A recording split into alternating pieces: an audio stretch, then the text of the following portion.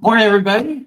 This is John Spiokwa from GAI Insights, here to you with the GenAI news briefing, rating the essential, important, or optional news of the day. And I will not go into it because that is what David DeLello is going to do for us. But we also are happy to have a guest. We not only have a pretty full cadre of analysts, but we also have a guest rater, Michael Novak. Michael, welcome this morning. Great to have you here. All right, David, take us through it. That's right. Michael's always making really good comments on LinkedIn for us. So we wanted to have him on the show live and definitely have you back a few more times, Michael. We love having your commentary with us.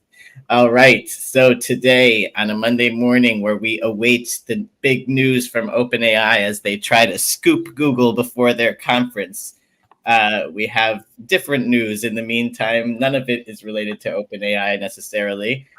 We've got a nice article that came out from the Wall Street Journal on Friday, I believe, that shows how a few different roles have been using AI at work. We've got a new prompt generator from Anthropic. We've got a couple articles about medical implementations of LLMs, actually 3 articles. One is a study and 2 are actual companies doing things. And we're going to start with this one, which is the AI work study that Microsoft put out. I think it was about the middle of last week. So, Ankaj, kick us off.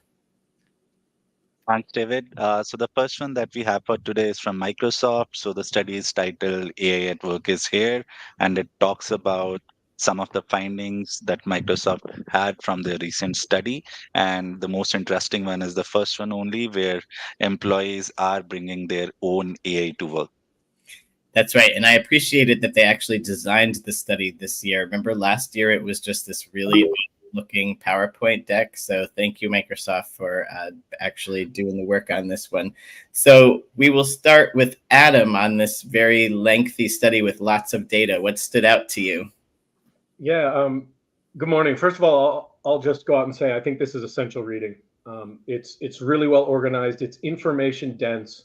There's a 1-pager that executives can download if they just want the TLDR. The full report is only 30 pages, which, as extensive as it is actually fairly concise. They covered 31,000 people across 35 countries in this. So it's a pretty extensive survey. I think it covers a lot of ground and has a lot of really powerful insights. I'd probably just leave it at that. It's worth the AI executives' time to take a look at this.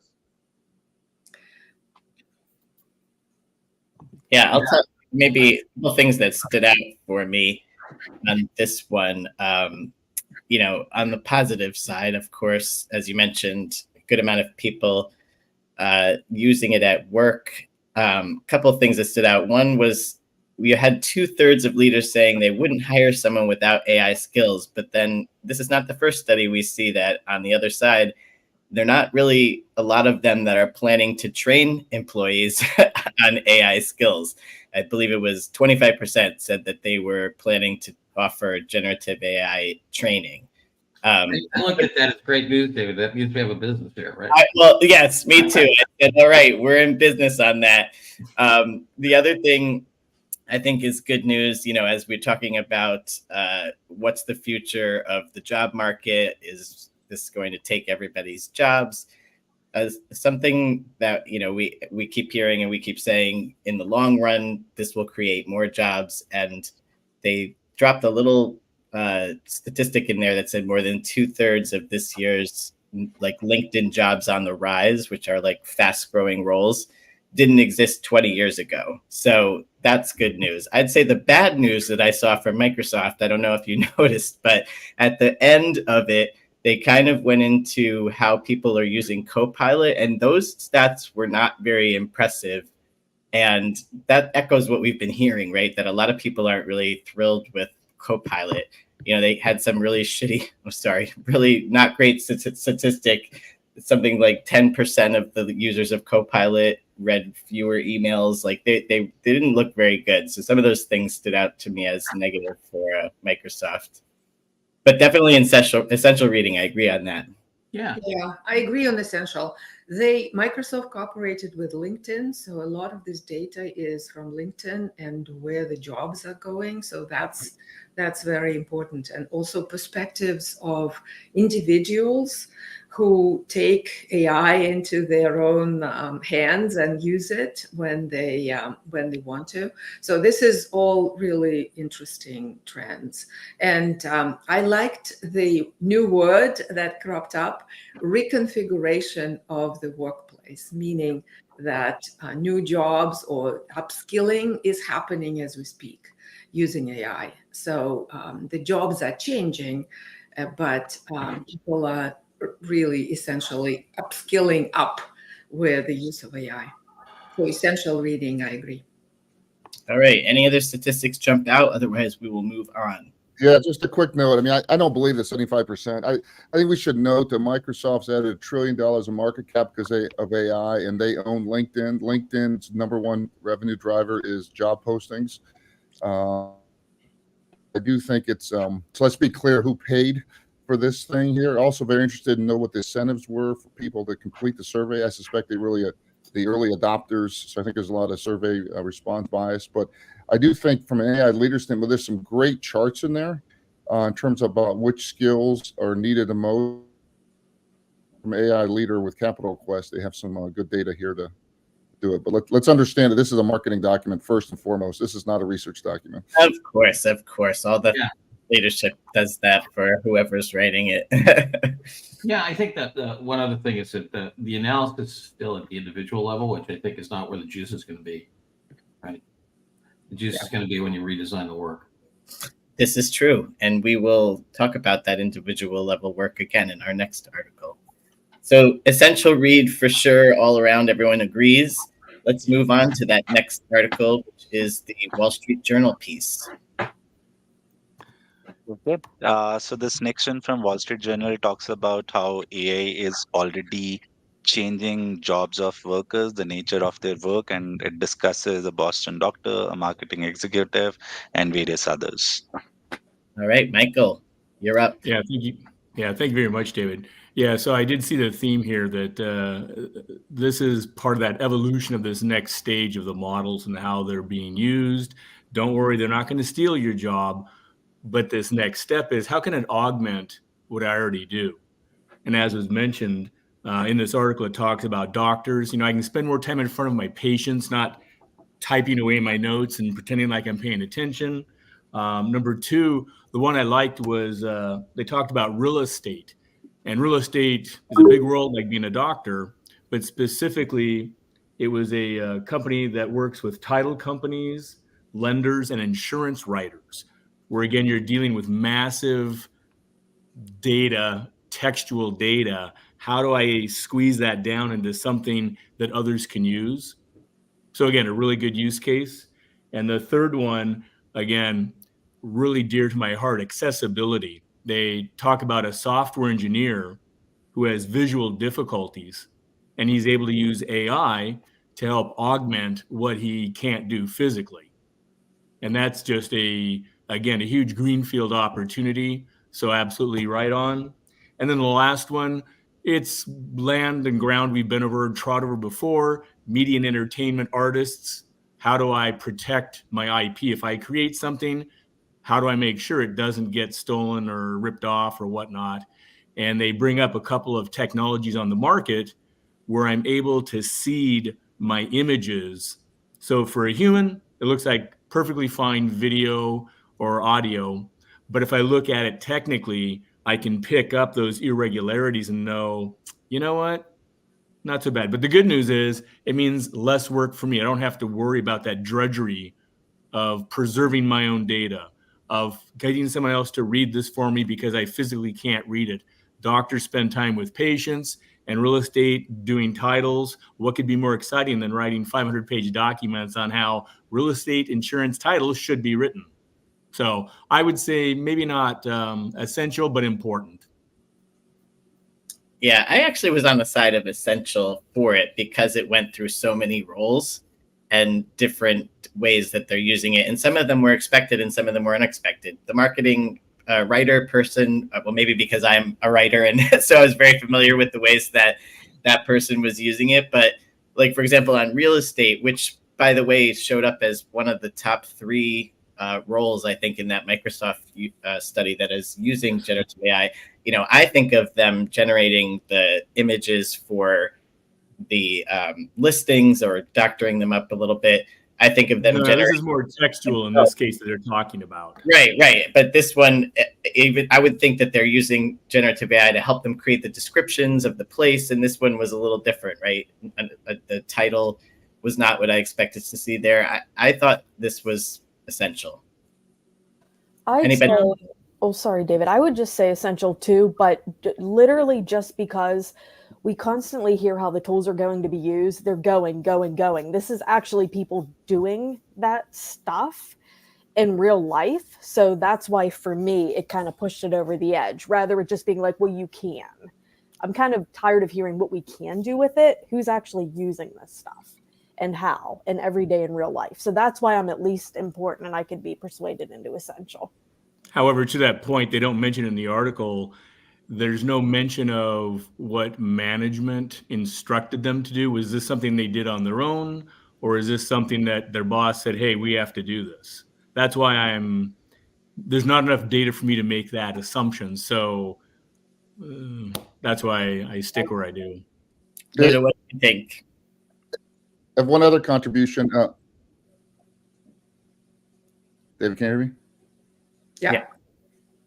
Yeah. One other so Echo, our AI analyst via Claude, has rated this important. Now she's still going through some i.e. better prompt improvement, but she had training and gave us a 50-word rationale for it. I would also go important, not essential, because of the individuals involved rather than the companies. So for our executives, this is good use cases, but I would put an important on it. All right, important as well. All right. Okay. That seems to be the majority. So we'll go with important, and we will go on to the next one. Let me give you your screen back. Here we go. Well, remember, David, this is not a democracy. This is a republic. I know. I know. Powers. You know that I only one branch of the government. I flex it one way or the other, depending on the mood I'm in. I'm feeling democratic today. What do we have here? Okay. Yes. So the next one from Anthropic is a prompt generator.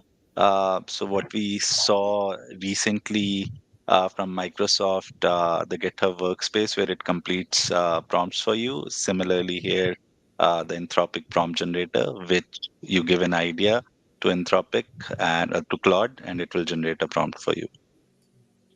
Luda, what did you think about this? I think it is important that this is happening. As Ankash says, we reviewed Microsoft Copilot prompt engineering. This is the second one. This will become a norm. However, I haven't experimented with this yet.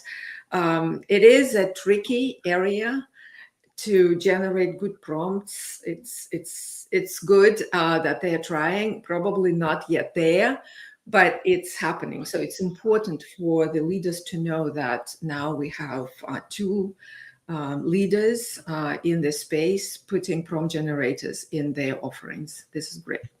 Did anyone get to play with it? I tried, but I'm not a subscriber, and I was having a hard time navigating to somewhere. Yeah. Time. David, I worked with Echo on this for about 30 minutes. It's going in the right direction. It wasn't particularly easy to use in terms of if you're not familiar with the blocks, but it's headed towards, fill in the blank type of role, what you're trying to get output and you can hit and get suggestions. So I think it's headed in the right direction. It's not quite there yet, in my view. Yeah, that would be my assumption. But what is good about these prompters, these generators, it would at least tell you how do you want your output. The schematic, the forms, they will force you to fill in the information into. So I think this is already in the right direction. Yeah, and Luda, one of the other things that they're headed towards is really nice is they're moving towards, encouraging you to build your own prompt library, share it with teams, so you can see where this is really going towards a team-centric, brand-centric corporate environment use case. Yeah. All right, sounds important. Anybody have any other reflections that'll add to this? Okay, important it is. Look at us today. We don't have a single optional just yet. And David, this is Monday. Usually Monday is all optional because it's that's right. That's right. Go ahead, Ankaj. So this next one is from Meta. So they have launched Redonk GPT, where Llama 2 is being used for radiation oncology. All right, Amanda, welcome back, and let's hear what you think. Yeah, so on this, I'm torn between I guess I'm leaning more towards important, but it could be one of the old terms we use, nothing burger, just because I feel like there's a lot of marketing going on here. But what I would say, though, is, first of all, any executive in the medical field, I think it's interesting to note that, again, we're seeing a use case for an LLM, not just kind of using a generalized LLM, and it's for radiation and oncology. And so I think that's very interesting, but again, it has sort of a markety feel to me. But being the use case, I find it interesting. But then if you keep digging, they mentioned about it being measured, and I've been so out of the loop, working on PhD and all these things going on. I don't know if they're called a Rouge or ROUGE score, and it's basically saying that it specializes in a select few tasks, lacks broader applicability. There's all these different things going on that it's kind of saying it might not be the best thing yet, so it needs some more work done to it. But anyway, that's kind of where I stand on this one. I got a little confused because most of the article was talking about using it to create a treatment plan, but then there was a line in there that said the immediate use case was for follow-up care. That's what made me go to optional on this one, because I just was mad that it felt like maybe they were saying like, okay, here's what it will do, but here's what it does now, but they did it in a really hard to parse way. At first I was really excited about it, and I was definitely on the important camp, and then that rewound me back a little bit. What do others think?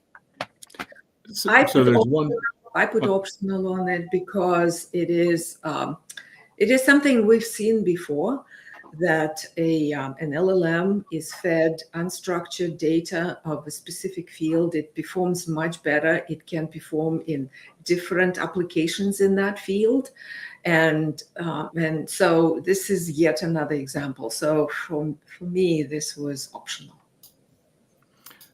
So the one comment I was going to bring up, David, and this goes to this story specifically, if you can scroll down to the next header on the story, please.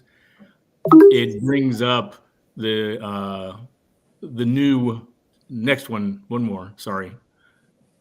There you go. It brings up open source, and I've been doing a lot of work in the open source world. It's become one of those terms that companies are throwing around. Oh yeah, we're open source, we're cool, and yet we can talk about this maybe in a separate show about what does open source really mean, because it's not one size fits all. So to me, this is sort of like a backhanded, well, it's open source, so it's cool. So anyway, that's my op-ed piece for the day, or at least one of them. All right, we have a lot of optionals. Last debate towards important. I was on the fence and remain on the fence, but I'll let you be the final judge, David. And it's two things. One is that it is emphasizing there at the end for smaller companies and institutions. This is really an opportunity to consider how they could fine-tune a model without having to make a large-scale enterprise investment. And the other thing is that it was, because you're dealing with patient information, this was all done locally, right, and privately. It's not using an API. It's not giving the data away. So those are some important things that this news emphasizes about the potential of this sort of model. But I'm not sure that's enough to tip it over into important for me still. All right, one more. I need one more opinion towards important to help me decide. Does anybody else feel it's important? All right, all tapped out, man. That's all you get. Optional then. I think it was a borderline. We'll call it out for the executives in health industry for certain, but we'll go optional for others. All right, next? We're squarely in the medical camp here for the rest of the show, by the way. David. So the next one is around a startup called Triomics, and they have raised $15 million to use LLMs to accelerate cancer care. All right, Michael, how about this one? Yeah. So speaking of optional burger, Trinomics has come out surprise with an onco LLM. And for those who don't know, oncology is cancer and trying to fight cancer, understand it, that whole line. And they talk about how they've developed a tool, LLM, that is focused on oncology. That's great. But the story didn't provide me with any reason to be any more than just optional. It talks about its performance comparison. Okay, that's nice. It hits scale. That's nice. But I didn't really, I don't know. It came across as, we have this thing called Onco LLM. Please come look at us because we just got some money thrown at us. And I think it said they had a handful of institutions they were working with so far, but they were not named, which is always a little telling too. And Ankaj, could you scroll down to that performance chart while we discuss the rest of this? And who else? Anybody else have a different opinion? And I No, should this state, is definitely I'm certainly open to it being a better story, but it didn't. David, this is a triple nothing burger, but this is a good example of where Echo, our new colleague, needs some extra training. She rated this as important, Adam. You know, Paul, I'm in the background today. I was working on my own version of Echo as a GPT, a custom GPT. And I was using this article as my litmus test because I couldn't get her to downrate it from important to optional as well. Yeah. I think she needs more examples. I don't know. Maybe she's pointing out that we're not being consistent and we should be rating this important. No, you should tell her that this is a funding announcement. That's what it is. That's true. That's true. You know the old saying, a rigid consistency is the hobgoblin of little minds. All right, we'll go optional, and we will go to, I believe, our last article today, sadly. Right, David. So the last one talked about agent hospitals. So basically, medical agents in a hospital setting interacting with each other, and this sort of experiment reached state-of-art accuracy of 93.06% on a subset of MedQA dataset. Yeah, and if you could show us some of the fun visuals they created. We go to page 14 in the PDF. Yeah, well, that too. Yeah, the simulation lab. Page 14 has some really good graphics on the performance. Yeah, and this one was you, John. What did you think? I think it's important. I was thinking about essential, but I've been part of efforts to do a lot of stuff with agent models, and they're very powerful if you're willing to make the time to invest in them. And this thing, if you go up a little, above the top part of that page, right there, that okay, that's looking at treatment. Treatment is green, diagnosis is orange, examination is blue. So it's the three phases, and this is precision over training samples. So you can see, at about 2,000, you get pretty high performance, and then it continues to improve. So this is, how the folks are doing as they interact with these models. So I think this basic idea of agents plus LLMs, as training methodologies is very, very powerful. I actually just set this up already. One of our clients who has a big plasma centers, in general. And then, if you go back to, one of Ethan Mollick's 4 rules, this is the worst AI we're ever going to have. You start thinking about, okay, well, now we're going to have, agentic tutors, and they may be in the physical world as robots. I mean, I think this is at least important. Yeah, I wanted to put it as an essential. The only reason preventing me from doing so is because it's a long article and it's in the medical space, right? But if it was shorter and just described, essentially it's process reengineering. You can use the LLM to create models of a company in a particular process and all the connections, and actually use it for, say, discovering where AI can be applied, for example. So this is very powerful. I agree with John. It's an essential trend that can impact everybody, every process in every company. Yeah, It's just not, I mean, this article doesn't hit it, all right? No. So that's why I would go with important. Yeah, But the only thing I wished about this, and I find this with a lot of these studies, and we know that these are not peer-reviewed studies that go up on this website, is I wish they had compared what they did for training to like fine-tuning, like hardcore fine-tuning off of a medical data set or the ways that they typically do it. Instead, they compared it to like vanilla ChatGPT. They compared it to like another methodology where they just gave it like different prompts, like and timing, like how long did this take versus how long did it take to do the fine-tuning. It's hard to assess whether this is an improvement. I guess the one area that it does shine in is it said that they don't necessarily need data, like labeled data. So it feels like this could be a good way to do it in an environment where you don't have that data. But some of those other things, I was just wishing to know some more answers on the comparison.